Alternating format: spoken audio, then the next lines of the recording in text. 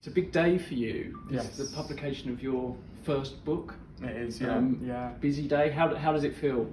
It is a very, very busy day. It feels good though. I mean, it's been 2 years in the making. So to finally get to this point, it's brought it all together. It's a bit surreal. I mean, sitting down and writing 60,000 words more on a laptop is very different to then seeing it in book form. And yeah, it's good, and I hope it goes down well.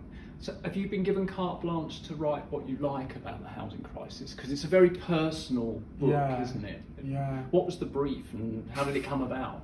I could basically write what I like. So it was a lot longer than the book. It could probably fit into 2 books, but it was cut down and sort of a structure given to it. But it covers a wide range of sort of issues that I've seen out and about. But I had the freedom to talk about it and talk about all of it. Yeah. And are you happy with how it's being received? Yeah, I am. It seems to be going down well so far, and it's the first day out, so I'm sure a lot more people will read it. But a lot of people that have read it so far have enjoyed reading it. Yeah. And what, if people are maybe interested in picking it up, what would you say are the main reasons for reading your book? Why should people read it?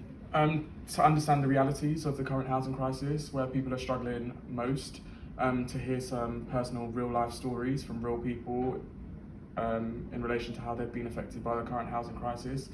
And by that, I mean people that have lost relatives, family members as a result of their housing situations or a lack of housing support from central government and policy. But also towards the end, a manifesto for change and real change, and actually pointing out this can be fixed if the government focuses on the right areas of the crisis and tackling those areas first. And talking with the new government, are you impressed with what you've seen so far? They've moved quite quick. I mean, they've been in for about 12, 13 days now, I think. So considering they've only been in for that short period of time, they have moved fairly quick on making it a point that they want to fix some of the areas that I've been speaking about in relation to the housing crisis and current housing crisis, and that understanding that it should be a priority, I think, and we saw that from the King's speech.